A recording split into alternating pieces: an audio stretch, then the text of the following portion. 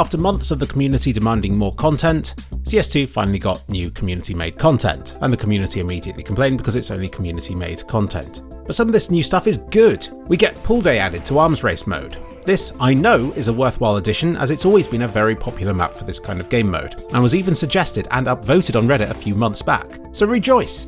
Poolday is now officially part of the game, complete with pretty Source 2 water, making it even better than it's ever been before. For the more competitive game modes, we get FM Pone's first Source 2 based map, Thera. This is a map that was originally made for CSGO but has received a graphical and gameplay overhaul for this new version. And the other new competitive diffuse map added is Mills, not to be mistaken for CPL Mill, even though both this Mill map and the Tuscan remake were both made by Cat Food. I'm getting Seaside vibes from this map, which was an early, rather flat but very enjoyable community-made map for CSGO. So here's hoping this one follows in its footsteps. You can even commit suicide in the water in this one as well, and you can smash lots of glass, 4 sheets at a time.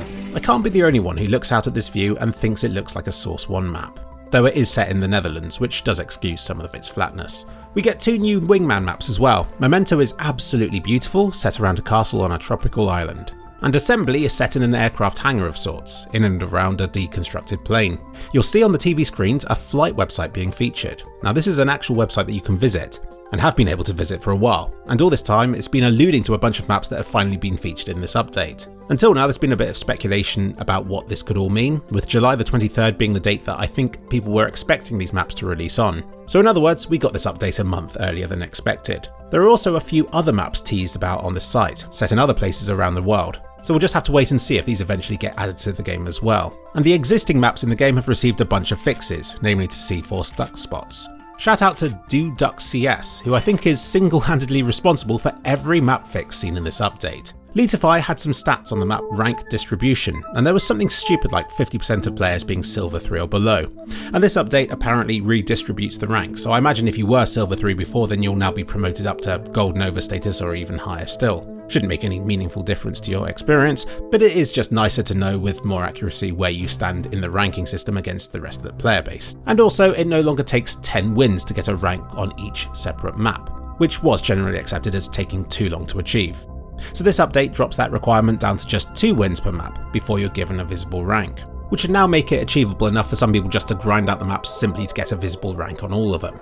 The MVP panel has been overhauled to look more sparkly and special now. Here's how it looked before, and now here it is, colour-coded to the team you're playing as, and with lots of wibbly, blibbly, blobby, squishy squares shimmering about on it. And there are a bunch of other ones reserved for Premier mode, which Ale nicely shows just here.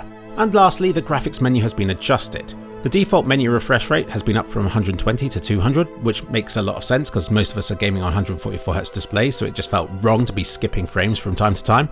As for the in-game experience, I know a lot of people have complained about the frame pacing in this game, and while nothing in this update will fix the experience as such, if the problem is on your end and how you've configured the game, then Valve has taken steps to help you to diagnose and to fix the issue. There's this very handy guide, which I'll link in the description, which shows you how best to set up your PC for the smoothest experience.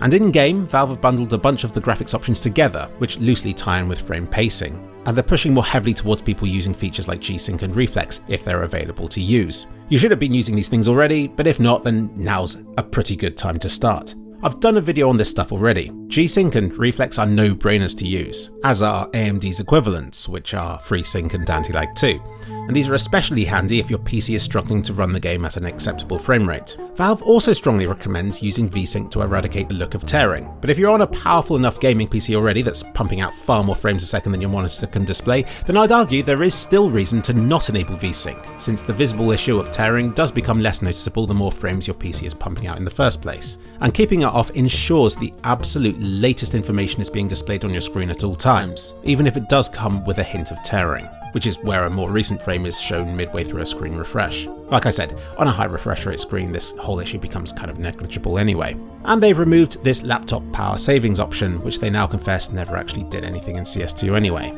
So all in all, the game settings have been streamlined, we've got new content to play on, a bunch of stuff has been fixed, and everyone should be happy.